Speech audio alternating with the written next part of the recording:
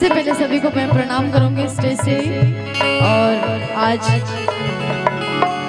सबसे ज्यादा बधाई जाएगा हमारे राहुल भैया यानी दूल्हे राजा जी को। अकबरपुर से बारात आई है और इतना प्यारा प्यारा चेहरा लेके आप लोग अगर बैठ के देख रहे इतने शांति से तो बहुत सुकून की बात है। हालांकि ये माहौल नहीं मिलता है, चार लोग इधर नाचेगा चार लोग उधर भागेगा, तो अगर शांति है तो बहुत सुकून है। बहुत सुंदर है ना? बहुत सुंदर। आप शांत है और सुकून हम शांत हो जाएंगे। नहीं नहीं नहीं, ठीक है। थोड़ा सा हमारी मैया नहीं सरस्वती मैया के लिए मैं 2 लाइन बोलूंगी, तब तक आप लोग साइड में ठीक है गुहार कर लीजिए आप लोग भी, उसके बाद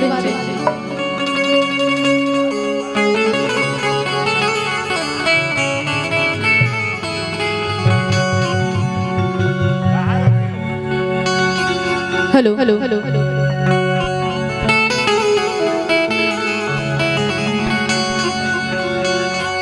शारदा भवानी राखो सभा बीच पानी,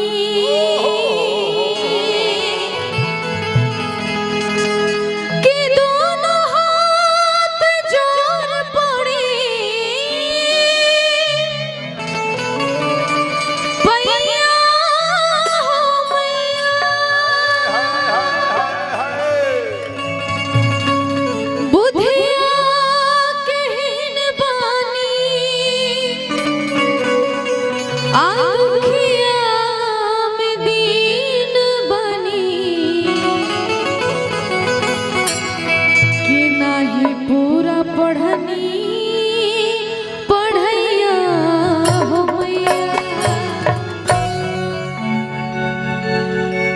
शादी विवाह का टाइम है, आप चप्पल पहन लो। एंजॉय ज्यादा जरूरी है। आज आज आप बहुत ज्यादा हंस रही हैं, क्या बात है? कुछ अंदर अंदर बात चल रही है क्या? हाँ से ना फांसी जी, हाँ से तो ये ना फांसा ही है। अच्छा चलो तो फंसलो। आ जाइए शिवानी जी, आप तो मेरी फेवरेट, आप दोनों मेरी फेवरेट हैं, सब लोग मेरी फेवरेट है। हालांकि जिससे ज्यादा मिली वो ज्यादा क्लोज है ना? हमारा भाई फ्रेंड है, हमारा फ्रेंड है। आप ये आपकी बॉयफ्रेंड है? अच्छा ये बॉयफ्रेंड है और आप गर्लफ्रेंड। चलिए अच्छी बात है, नया जमाना नया सोच है ना? बड़ा नीक लागेला बलम जी के बोलिया, जब से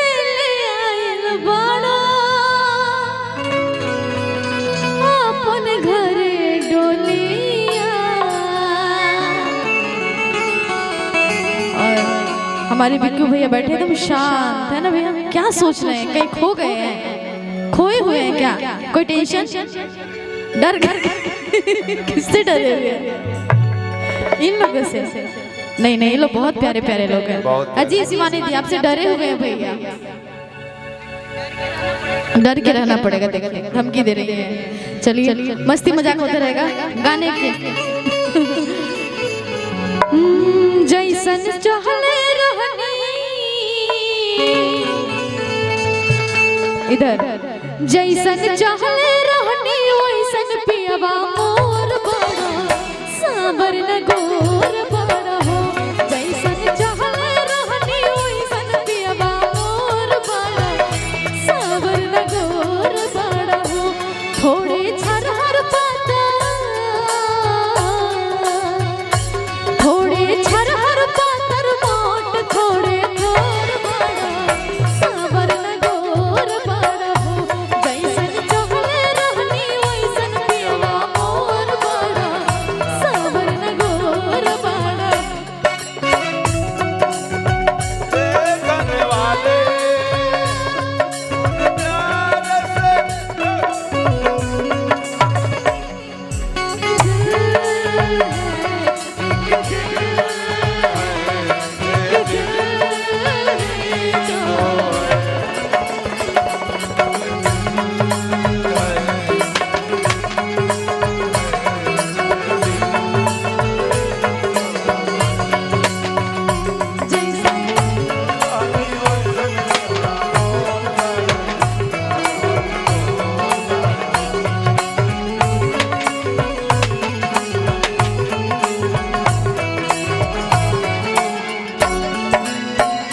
भैया क्या चाह रहे हैं, हम भाग जाएं?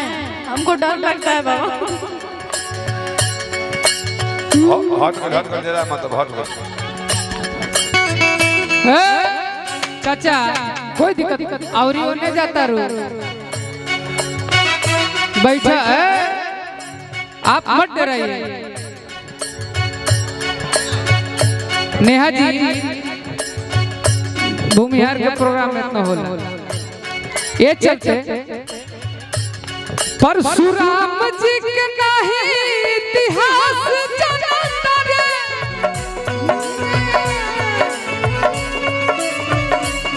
परशुराम जी के नहीं इतिहास जानता रे।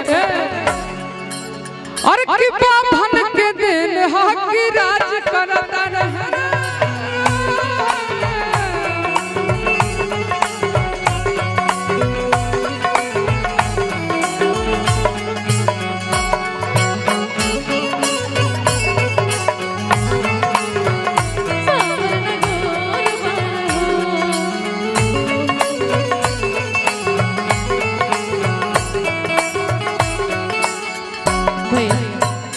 भैया एक बात बोले, बुरा नहीं मानिएगा। नहीं नहीं नहीं बुरा मत मानिएगा, मुझे थोड़ा धक धक सा होता है, ठीक है? अकेले घर के हैं, मर मुरा जाएगी, खत्म हो जाएगा। थोड़ा धक धक हो रहा है, इसलिए आप हमारे भाई समान हैं। गाने के बाद थोड़ा नहीं नहीं नहीं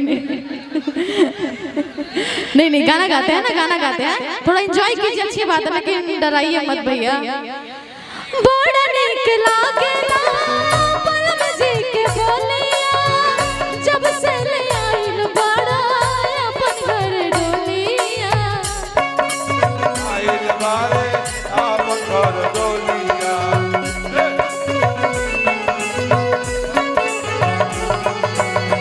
बड़ा नीक लागेला परम जी के बोलिया, जब से ले आइल बड़ा अपन घर डोलिया। बन के हमरा जिंदगी, बन के हमरा जिंदगी में आइल अजोर बड़ा, सावर गोर बड़ा हो, जैसन चाहे रहनी वैसन पियवा मोर बड़ा, सावर गोर बड़ा हो।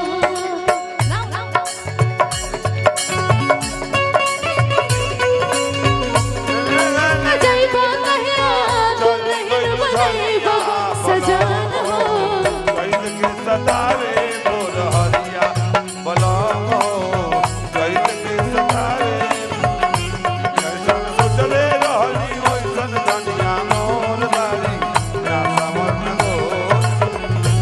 बारह छोरहर पातर औरी मोरे मोर दारी। एक लाइन आपने कहा, सब लोग भाग गए।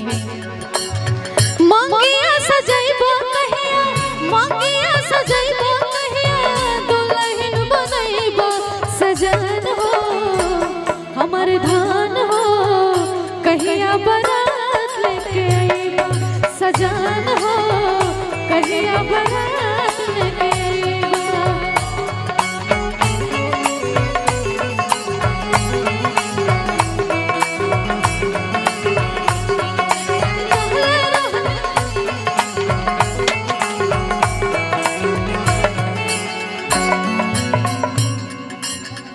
भैया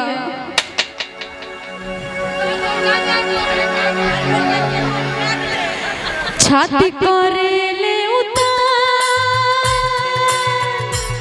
छाती करेले उतान, हरदम कचरेले पान, छाती करेले उतान, हरदम कचरेले पान, सगरो चलल बा चलान, रंग बाज राजा के, सगरो चलल बा चलान, रंग बाज राजा के।